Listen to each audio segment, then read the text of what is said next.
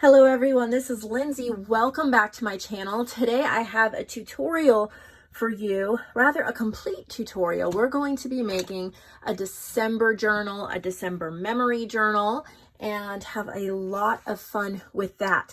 But even though I've done tutorials similar to this before, today we're really going to be focusing on creating a quality journal, especially doing this because of the marketplace. A lot of you are wanting to sell journals in the marketplace, and it's kind of hard to explain the type of quality I'm looking for. So I thought I would show it to you. You can easily throw together a journal for yourself to write in, and the quality doesn't matter that much because yes, it is a junk journal. However, if you're going to be selling a journal to someone else, they want it to last, and there's a baseline of quality that should be expected. So I thought I would show you that it really is not hard to make a quality, simple journal. And I thought I would go through all those steps. We're going to talk about how to easily make tight signatures, how to make strong, sturdy, simple covers, and just bits and pieces along the way. So today we are going to be using a Christmas kit. This will be my last Christmas tutorial or Christmas themed video, I think. But you know, there could be more. There may be more Christmas marketplace journals, or who knows, maybe I'll do more, but the plan is this is going to be the last one. So if you may feel it's too late to do a December daily, and it might be too late to start with December 1st, but it's never too late for December memory keeping. This is mine for this year. JoAnn made it for me. It's an altered notebook. I love the patina on the pages. She's altered it using some beautiful Christmas papers from Antique Paperie. And all I've done here is started writing some Christmas gift stuff, and I need to go back in there. That's all I've done, but I do have a place I can put more Christmas memories. I'd like to sit down and write a few memories and a few things as well. So all I'm going to be doing is a couple things. I may even pull this out again next year. You can always do that, is keep it on your shelf and pull it out next year. You don't have to do something daily. But if you're still really itching to have a December journal, but you can't really afford to go buy one, like an expensive one that somebody else made, but you're not really sure how to start to make yourself one that you'll love, this video is for you. So we're going to be making a high quality cover, and then we're going to be using a Christmas kit from Digital Collage Club. Tina over at Digital Collage Club has hundreds and hundreds and hundreds and hundreds and hundreds and hundreds of printables. Most of them are like collage type printables, perfect for junk journals. She has a few kits. So I've printed out a Christmas kit. I'll show you in a few minutes after we get this cover together. And that's what we're going to be using for the inside of this journal. I have coupon codes and links below that she offers all of you. And it's an incredible deal. I love her stuff. She has so much that you can search for and use. So be sure to check that out. The discount on her lifetime membership is pretty incredible. And I found I love lifetime memberships. I offer one in my shop, and I like to buy them from other people because you get them forever. So let's get started. When I first started out creating journal covers, this is going to be a little bit of a long video. I'm just going to take my time and explain stuff. I'm not going to try to rush through. So if you need to put it on fast forward to get to all the steps, that's fine. But this is more of like a mentoring type video. So I have to make points with the details. This is wallpaper, and it is a very textured, almost fabric type wallpaper. I am really been leaning toward using wallpaper as journal covers, even if I'm doing a single signature journal, because it holds up so much better than just cardstock. You can do cardstock, but it kind of wrinkles easy. If it gets wet, it just doesn't hold up as well. I still do use it, but I like to have a wallpaper somewhere. I don't always do it, but I've been leaning more toward it. If you have a hard time finding wallpaper, I try to keep some in stock in my website. It sells pretty quickly, but I will be adding 2 packs today for 2 of you if you want. I have a satin white and creams, which would be perfect for Christmas. I love this one. I wanted to keep it for myself, but I put these in there. They're perfect size to do pretty much any size journal cover, and then have, there's 9 of them here, and then have scraps left over. And then I have one called Studious Stripes. I like this wallpaper a lot, and I used it for my mushrooms and ferns journals, if you remember those, the budget ones. But These have a slight bit of texture to them. I also did these for the stuffed Christmas pouches that I made before. I don't know if there's any of those available left in the Christmas shop. I think there may be one or two. You may want to go over there. I believe they're on sale, but that Christmas shop will be ending soon, so you may want to check that out in my website. But I have these two, and hopefully on Thursday or Friday I will have several more packs restocked for you, but this will kind of hold you over if you're wanting wallpaper. If not, pick a good cardstock and you can use the same. Get a 12 by 12 sheet of cardstock, fold it in half, just like I have this wallpaper folded in half, and then continue to follow the next steps. Or fabric. Fabric works too. All right, so what I've done is just ripped this page out of a book. It is a very neutral color, and I really like it for a vintage Christmas look. This journal will be for sale at the end of this video, so if you want to purchase this one, then it'll be in the Christmas shop. Here we go. Just gonna take my time because we're making something quality. This isn't, I have 10 minutes, can I throw something together for myself? I've done that before, and I love when that happens. But if you're wanting to sell something, or you just really like high quality things for yourself, got to take your time just a little bit. So what I'm going to do is the ideal size. So you can get good quality, but still not take too much time up by just observing a few things. One, most of the printer pages, the 8.5 by 11 sheets that you're going to use for your base sheets, whether you're coffee dyeing copy paper or you're printing out pages from your favorite digital artist, most of the time they're going to be 8.5 by 11. And when you fold them in half, I'm not actually going to fold this in half because this isn't a page for the journal. Let me go grab the Christmas kit so I can show you. I am back with the journal pages here, and we'll talk about what to do with that white line in a minute. But the fact that the pages, this printed borderless, this did not, just because of the size, but we're going to fix that. When you're folding an 8.5 by 11 sheet of paper in half, you won't have, I mean, if you're not planning on trimming it, like we're not going to trim this white because I'm going to use a different hack, so I don't have to do that. When you're folding that in half, the ideal size that it can fit into without having to trim it, because this is 8.5, right? Yeah, 8.5 by 5.5. So a 9 by 6 cover, or just slightly under. I like to, here's the 9. I like to just go about 1/8 of an inch or so under that, just so if you have the cover overhanging the pages too much, the quality suffers because the cover can get bent very easily because there's no pages to support it, and it really doesn't look good. So even just taking that 1/8 of an inch, this is heavy wallpaper and this is a weak cutter, so I might have to go on both sides. Take your time with cutting. Nothing looks more terrible than wonky cuts in pages. And then instead of 6 inches, I take it just about 1/8 of an inch off. Now this part that you cut off, if you have a wide enough strip, is perfect for reinforcing the spine. When I used to make these covers, I would either just keep it like this, which you can do that, or I would take another piece the same size, like pretend this is the same size, and I would glue it down like that. The problem with that is there's so many places it can bubble and wrinkle, and it just does not hold up well half of the time. It just doesn't look right. So here's my new way of doing it. And it works really, really well. It's a couple extra steps, but the quality is so much better. So here's our front cover, okay? Pretty much 6 by 9, 9 by 6. I just took 1/8 of an inch off. You wouldn't have to do that. And then I take 2 pieces of paper.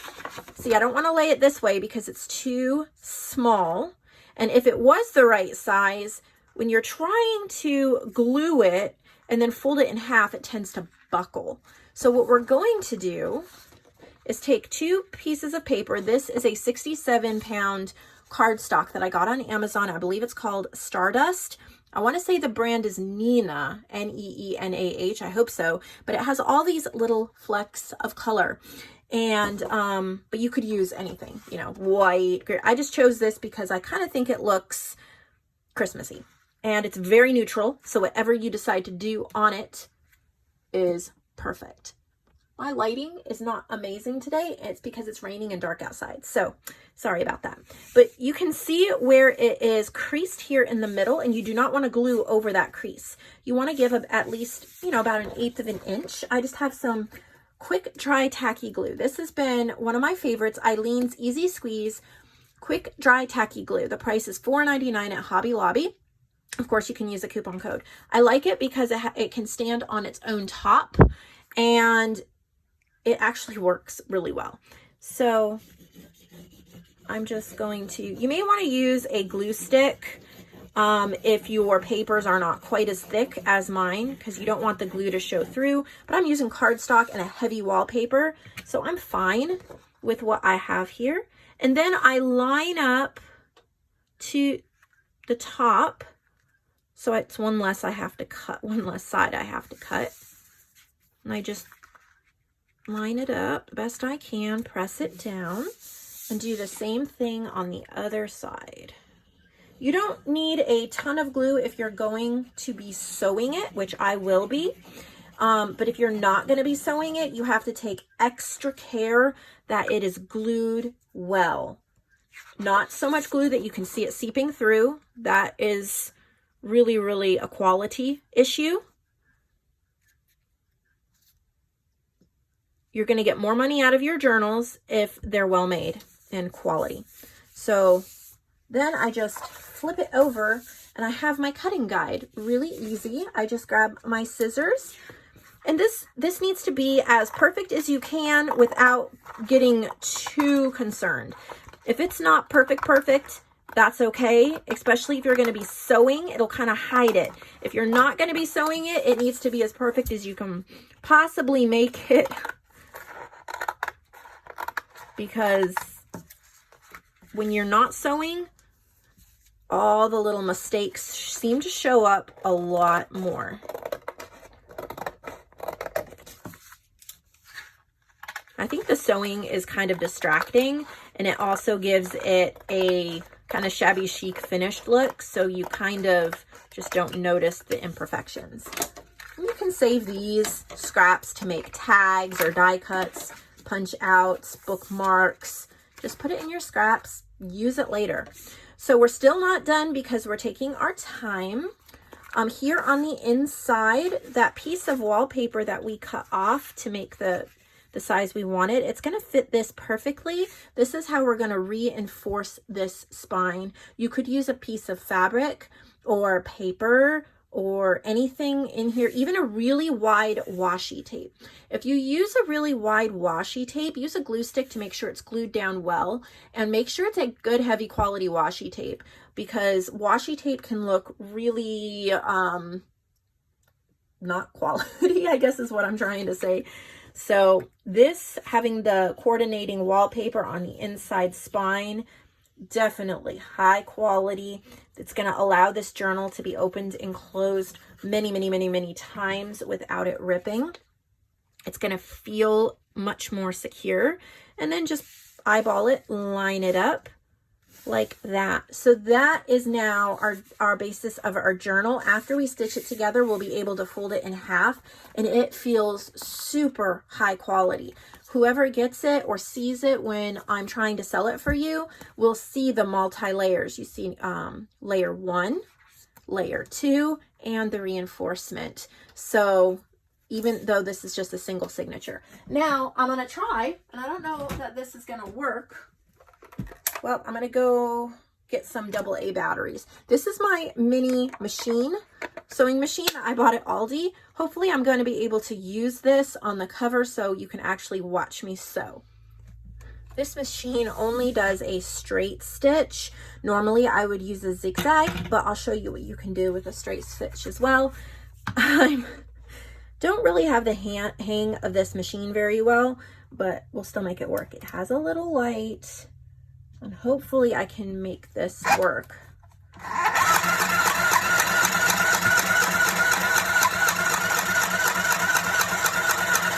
I'm just going to go all the way around twice. When you're doing a straight stitch, I know it's really loud and I'm sorry.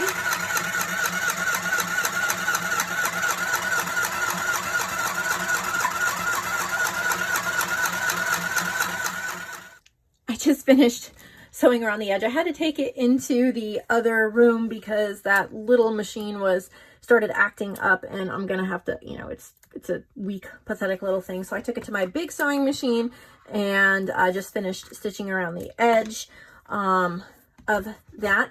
Normally I would reinforce this with stitching too, but I used this really good heavy quality glue instead of just a glue stick, so you don't really have to do that, but you could if you wanted to. But now it's stitched, it's not going anywhere. Nice heavy quality. So there is your cover. You can tell it is well made. Now let's talk about the insides. And it's okay, it's not gonna stay closed that well because of how thick it is, but you can add a closure later. So what we're gonna do here, you could either trim off the white, or what I'm gonna do is I pulled out a bunch of washi tape that I thought looked Christmassy. And I'm going to try. If this doesn't work, then I will trim it off. But I'm going to see what happens if I I'm not at a good angle, so please pardon me. But see what happens when I cover it with washi tape. That's really pretty. So you want things to look thought out and finished if you're trying to sell a journal. If you're making it for yourself, hey, you know, it doesn't matter because you're going to finish it off later. But having a whole bunch of white edges in a nice journal you're trying to sell, it doesn't really look good. But if you do that, or you trim it off, I have a little bit of walnut stain ink here. Yes, it takes a little bit longer, but then your journal is going to get more money in the marketplace if it looks like you put thought and effort into it and didn't just, how many journals can I possibly make in as little of time as possible. Again, if you're just making it for fun or for yourself, then sure, leave the white borders, leave blank white pages. But when you're selling in the marketplace, you want to stand out amongst everybody else, and you want people to buy your journals at a good price. So little things like this are going to help make a big difference. And then instead of leaving this blank here, I went on Pixabay.com, which is a free site, and everything on there is free. And I just found this vintage background. I just typed in vintage paper and downloaded it because I thought it went really well. Now I don't have a blank white page. I don't have to worry about stamping and stenciling every blank page or whatever. I have a really nice coordinating page. Doesn't that look really nice? So I'm going to go ahead and do that with everything, all of these. Got washi tape, and the backs are already printed on. Pixabay is a great resource for that, especially if you're buying a kit. If you're buying a kit that you like from someone, they may already have a background page that you could print on the back. Or if not, or you didn't like the background page it came with, or you want more than one background page, check out Pixabay because they have some really great free backgrounds that you can print, and you don't have to worry about trying to coffee dye or other things, and it still looks super high quality. So that's one of my tips and tricks. I'm just trying out different washi tapes to cover it up. Yes, I know this is taking a little while, and it may actually be faster to trim it off, but I wanted to give it a try and see how it looked and how it came out, and just to give you guys more ideas. This washi tape is kind of acting up. It's okay to kind of layer it. I'm not talking about perfection. We're talking about thought and quality when it comes to selling marketplace journals. It needs to look like you put lots of effort into it. I don't really allow, or try not to anyway, marketplace journals that are super blank and thrown together. I sell them in my shop myself, but for the marketplace, we want more, I don't know, not exquisite and perfect, but well thought out, a completed work. So even though I had to layer some there, it looks really neat. It adds texture. I'm going to fold that in half. That looks really great. And you could fold that washi tape over or trim it off.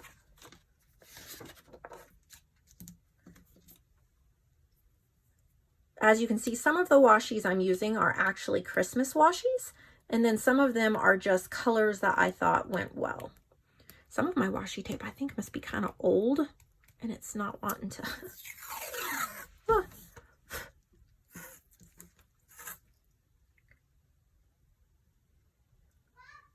I'm not going to do all of the pages on screen. I'll finish this one and then the rest I'll do off screen. Phew, I just finished all the pages. It did take a while, but they look amazing. It probably would have been easier to trim them if you had a very straight line, because wonky pages is another quality thing. But then I would have had to probably have a different size cover, and I really wanted this size cover for this journal. So here they all are, ready to go. Don't they look great? I love the look of the washi on the pages. And then you're using up some of your washi too. I remember watching a video a couple years ago by Amy Tangerine about using your supplies and not hoarding them, and how she had hoarded washi tape and had come back and it was all like gummy and sticky and wasn't working well. Like that one a minute ago wasn't working for me, and it was better to use it than to throw it out. So you get to use some of these washi's I've been holding on to for a while, and I needed to use them up. So there are 12 Christmas pages in this kit. I think it's 12. 1, 2, 3, 4, 5, 6, 7, 8, 9, 10, 11, 12. And I think that usually as a bare minimum for marketplace journals, I don't like to see under 60 pages for a marketplace journal, because then I can't charge very much and you don't get very much money. And it's a whole lot more work for everybody. So 15 pages is 60 sides. That's another thing for counting. Every sheet folded in half equals 4 pages. 1, 2, 3, 4. So you're going to count the sheets. That's 12. Here I have a piece of green cardstock, so that is 13. Here I have a lined paper, 14, and a vintage Christmas coloring book page, 15. 15 times 4 is 60. When you write on your marketplace journals how many pages, that's how you do it. How many sheets times 4? Because I write whatever you put down, and sometimes I am pretty sure that it's not accurate or you're counting a different way, and it's just easier if everybody does it the same way, and it makes the most sense in the marketplace. So now that I have 15 pages, I didn't even add any coffee dyed paper. I could have. I didn't have any made up, and I decided to use this printable instead of coffee dyed paper. There's plenty of places to write and to add ephemera and things like that. And so I added a fun vintage page, 1 piece of lined paper. Now, some people like to put this in all over the place, and that's fine if you're making it for yourself. But if there's 4 or 5 or a whole bunch of these in the journal, it starts looking really, really cheap and really like poor quality and not very well thought out. Maybe the artists don't have a lot of money or a lot of access to pages, but if you're trying to sell it, you know, you would want to kind of up the quality and keep this to a minimum. 1 is great. It's a cool addition, but having them all through the journal, not as great of an idea. Cardstock, it's a nice, fun thing as well. So we are going to add this into our cover by creating a signature. Now you could add even more pages. I've been doing extra stuff journals. You'll get to see those Thursday or Friday when I do a restock. But I'll do 20 pages, which is 80, and that makes a really chunky single signature. Chunky is great as long as it can still lay open and you can work in it. Don't go so chunky that it's bending and pulling and nobody can work in it and it looks like all you did was stuff. If you like that for yourself or for a friend, that's fine. But in the marketplace, we want to keep it as accessible to everybody, as interesting to everybody, and as usable for everybody as we can. So here's what I do. I look at my cover and I say, when I open up my Christmas journal, what is the first page that I would like to see that would make me happy? So usually it's not going to be one of these filler pages. Usually I don't choose a coffee dyed or a filler page. Usually it's one of the special image pages. And this is a maybe, that's a no, that's a no. I'm just going by what I like. No, that's a maybe. That's a no, that's a no, that's a maybe. Vintage Christmas journal. Maybe that should be the first page. Forgot that was in there. So I'm going to go with that as the first page. Then when I open it up and I see a green, makes it easy because I put green on the inside of everything. You could mix it up. Things don't have to be complicated. Like I used vintage green paper on the inside of every one. I didn't get 12 different papers. I could, but simple is okay. Just thought out. See, it's a beautiful borderless print. Nice print quality and easy to turn into anything I want. So that works. So I'm just going to start laying them inside. There's no real right or wrong. After I do a couple, I'm going to grab a bonus page here just because I want to. There's no right or wrong when it comes to all of this. It is just whatever you feel like. I am going to consider which washi is up against which washi because I folded this over, but really that doesn't matter. That's just part of what I'm noticing while I'm doing this. I'm going to stick that in, and then this one, and then that one. Maybe we'll add the bright green.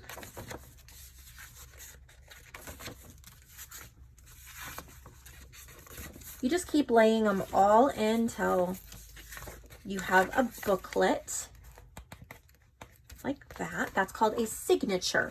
We're just doing a single signature journal here.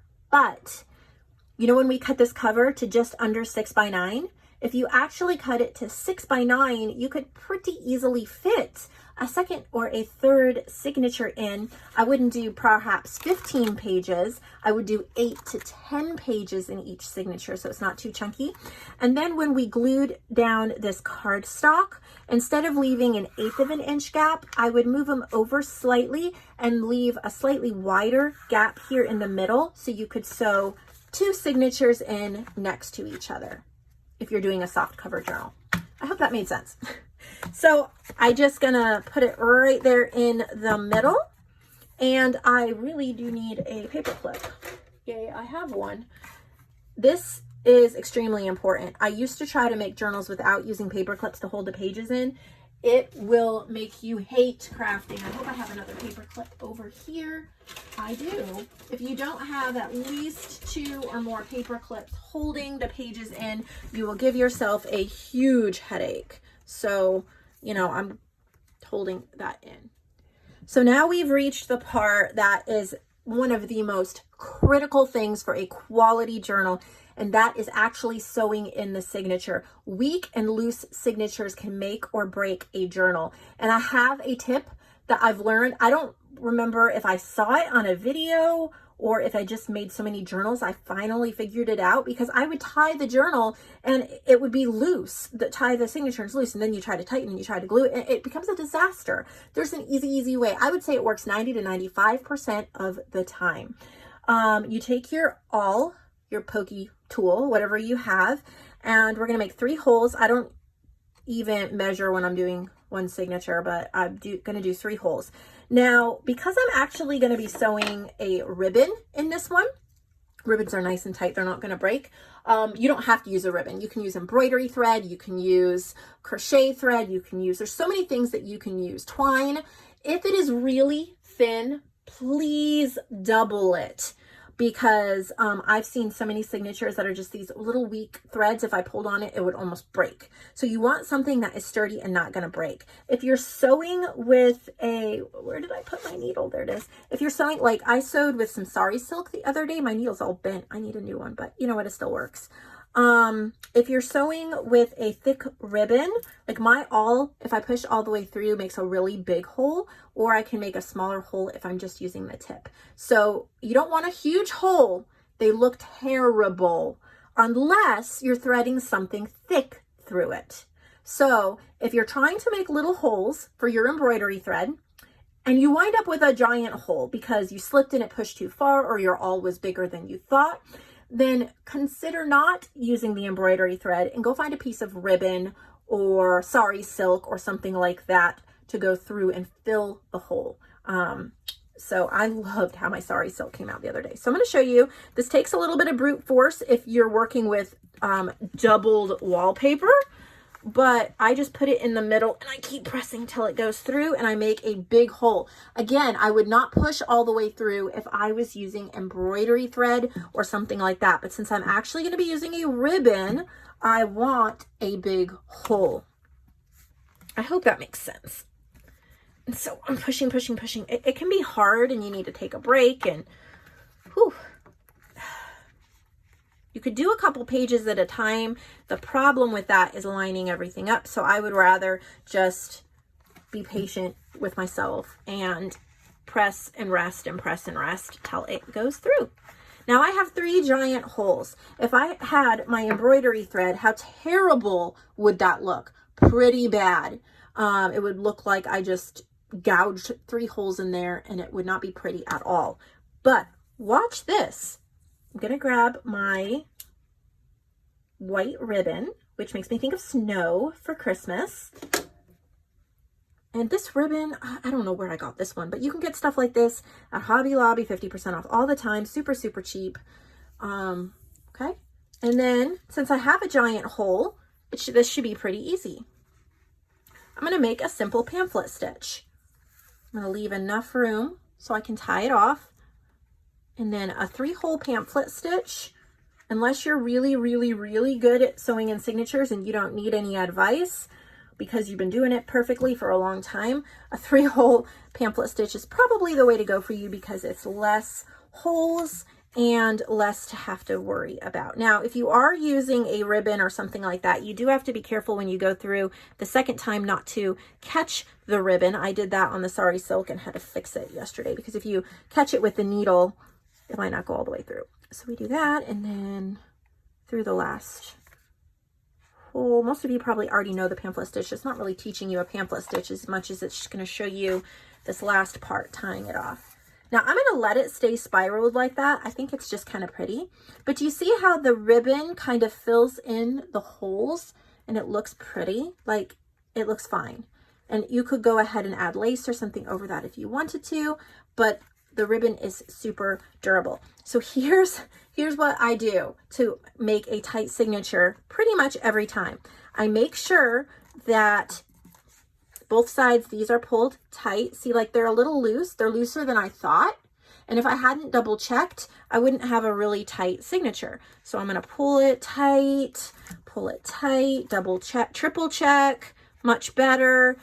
Pull it as tight as I can, but you have to be careful. You don't want to rip the paper either. Okay. So you can take, you don't need the needle for this part. All right. So I usually tie, this is my right hand, this is my left hand. I'm right-handed. What I do is tie to the left. Okay. And I am going to cut this a little shorter, but you don't have to. It'll just be easier to show here. So I make sure I have 2 plenty long enough strings. And okay, now that seems simple. So what I used to do is when I tied it the second time, I would just pull straight down, but it would wind up being too loose. So what I do now is when I do it the second time, okay, when I do it the second time, I pull this left side, I pull off to the left as hard as I can without breaking the paper while I'm pulling off to the right. So, whoops, I'm trying to show you this and I did it wrong. Isn't that hilarious? I think it's because it's ribbon and I'm so used to working with something else. At least ribbon, you can get the knot out a little easier. I'm like, here's the tip that works, and then it doesn't work. But you know, I don't know that I've actually used ribbon. I should use it with something I know, but I'm kind of into ribbon bindings right now. All right, so let's try that again. All right, so when I'm pulling this piece flat and tight. That's what I did wrong. Okay, so this piece I'm pulling flat and tight with my left hand. Then my right hand can pull this one off to the right tight. There. See? You guys gonna laugh at me? I did it the wrong way again. This was supposed to be my... I can't do it like on camera. I can do it otherwise. Oh my word. All right, so I'm pulling off to the left and I am pulling off to the right. There we go. So because I pulled all the way to the left first and then pulled this to the right, it made it nice and tight. And then I usually just do one more knot and cut it off. So as you can see, I am not perfect. That, however, is my technique. When you do the first loop, pull this one off as tight as you can and then pull this one tight. Don't do it at the same time, because if you do it at the same time, you're going to have slack. Now this is nice and tight. All right, so pull off our little paper clips and ta-da, we have a gorgeous Christmas journal. Don't stop here, because if you're stopping here when you're trying to sell a marketplace journal, you're not going to get very much money because it's not really much to look at yet. It's great if you're making it for yourself and you can make these all day long, but let's go the extra mile and add some touches. So what we have here are some ephemera pieces that go with this kit. I've printed them on cardstock because I don't want to have to sew them all to coffee dyed paper. And I'm going to see, is there something really pretty I could put on the front of the journal? And of course there is. It's just trying to decide which one I want to do. And I was thinking about using one of these jumbo playing cards because of the red, and I thought that looked kind of Christmassy. So I thought about using a jumbo playing card here on the front. And if you want to purchase some of these, I do have 2 sets that I'm putting in the shop of these jumbo playing cards. They're really pretty. They're not in they're in the supply section, not the Christmas section, because they aren't really Christmassy. But I'm thinking of having this as the base layer. I'm gonna just ink the edge a little bit because it is quite a stark white. And I'm trying to do this journal slightly vintage. Get a really good quality glue up on the edges because I'm not sewing this on. I could. But if I'm not sewing it on, I need to give extra attention to the detail so that it doesn't look like it should have been sewn on or that it's missing something. Again, I'm not trying to say there is a right or wrong way in making junk journals. I am trying to say, however, there are some things that will help you sell a journal and get more money. That is all I'm saying. All right, so that's going to be my base layer, is that playing card. And then I saw, oh, look at how pretty. Okay, let me see. Do I want to do that? And then, no, look at these. Okay, so I think this one is really pretty. Or do I want the, I think I want the one with the point set up. I've got tape all over my scissors from cutting all that washi. But I've sewn, or I've printed rather, onto 110 pound ivory cardstock because this is another great way to save time without losing quality. If I printed it on copy paper and then I sewed it or glued it onto coffee dyed paper or something like that, I still have great quality, but it takes a lot of time. If I print it on presentation paper, but I don't back it with anything, I lose a little bit in the quality. But by doing this, I have nice quality. And look at what I'm going to do. I'm going to layer it on top of that playing card to create a layered effect. And then I'm not going to write anything on those lines because whoever purchases this journal may want to put their last name, their favorite Christmas saying, or perhaps the year they worked in the journal, or maybe a gift message to someone else. So that's why I'm going to leave it just like that.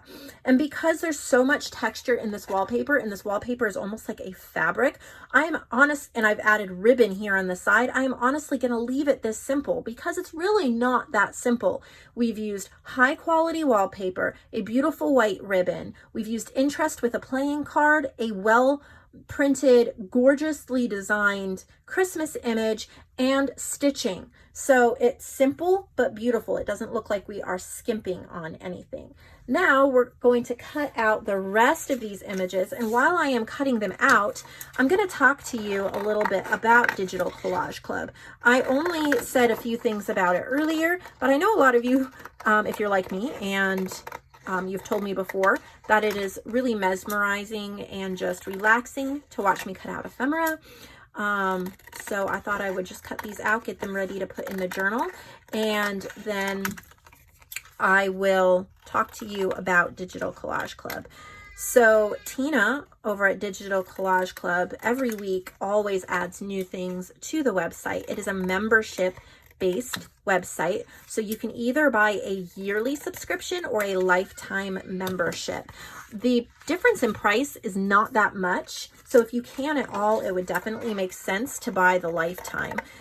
She's been so kind to work with me for a few years, offering me the use of these images in my journals. It's kind of sponsored, like in exchange for me showing them to you all and making things with them and all of that. So we've worked on and off together for the last couple years, and it's been wonderful. She's really kind and sweet and definitely talented. But she's partnered with me too, that when she sells the memberships, she gives me a nice percentage of that, which she did not have to do, but it's definitely kind and it helps me and my business as well. So those of you who enjoy supporting me, I do get a nice little kickback when you purchase from her. She has a search option, and that's how I found this. I typed in Christmas, and there were several things, but when I saw the kit, I knew that was, she asked me to do a Christmas tutorial, and I had a perfect day for it, and I had been wanting to show some of those tips on making a journal anyway. So when she asked me, I said sure, and found the kit, and I'm like, this is perfect. It has almost everything I need to do a tutorial, and there you have it.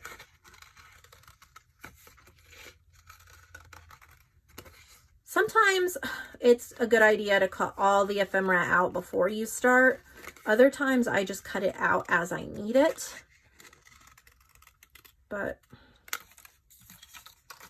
when you have these little pieces here, just kind of wiggly cut around it, or we call it fussy cutting. Just kind of in and out. Don't give it too much thought, but try to keep an even border so you have a cute little image. I told you this is a long video, but this is just kind of a complete package deal here. You can also use all of her stuff commercially without worrying about it. So in the journals that you want to sell, or you know, other things that you want to make and sell, cards or whatever. So it's personal and commercial use allowed. The deals are really incredible. All right, I'll finish cutting the rest of these out on my own time, and I'll be back in a few minutes.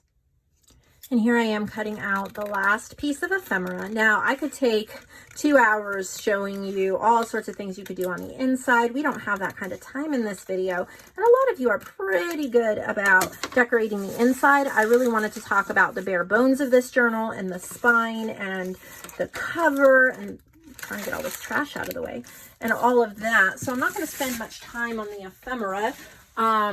But we have a pile of Christmas ephemera here. Let's talk about inking for a second. You can go through with an ink and you can ink the edges of the ephemera if you want to. If you're using the ivory cardstock, it's really not super necessary since it kind of already looks pretty vintage. But if you wanted to add you know, a little bit here and there. You could. I wouldn't overdo it, especially if you're trying to make good use of your time. I just did it on like a few of the pieces that I felt would really be enhanced by it. Some of them, it really doesn't matter. Like this one has a pink edge around it. By adding that little bit of ink, there's not much of a difference. So, you know, choose your battles wisely. So here we go, back to our little journal. And there's a million things you can do. So what I'm going to do is not actually decorate this whole journal. What I'm going to do is put all of these, okay, I'm going to make a little pouch and put them in a pouch for whoever buys this journal. I'm going to do this the quick and dirty way. And then I have a little tape gun here. I'm going to just make a little pouch. There we go. And then I'm going to put all these in there. But if you were making this for the marketplace, you could pull out fabrics and laces and trims and pieces of sari silk and stamps and stencils. And you could go through and add things and make details and, you know, add clips and everything else. You could make each page look like it was special. It does not have to have, like, this page pretty much is complete. You have your washi tape. I mean, you could add stuff if you wanted to, but something on this side, like a little pocket there, and then maybe a little something tucked in, is going to make a huge difference for the spread.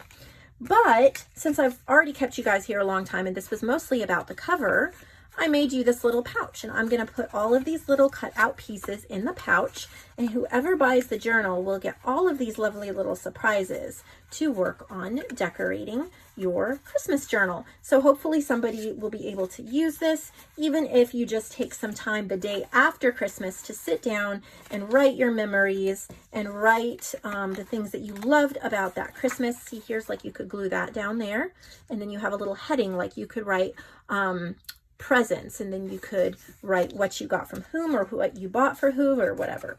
So we have a cute little pouch I'm tucking here in the front, and then I'm going to just take this simple white ribbon and tie it up. Of course, if you're going to add extras, you might want to get, you know, a red as well, or something else. There's lots of things you can do, but what I really wanted to focus on was the sewing the signature in, the bare bones of this journal, and the importance of that, especially if you're going to sell in the marketplace. I really hope that inspired a lot of you to be able to create some wonderful masterpieces for the marketplace. The marketplace, if I didn't mention it earlier, is an online consignment shop where I sell your journals, and I require well sewn in, well made covers.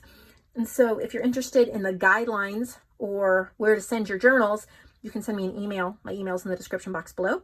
I would be more than happy to send you over the guidelines, and I hope I get to see a box of your journals soon. This journal is for sale, as well as 2 sets of 10 of these playing cards, and these 2 sets of wallpaper I showed earlier.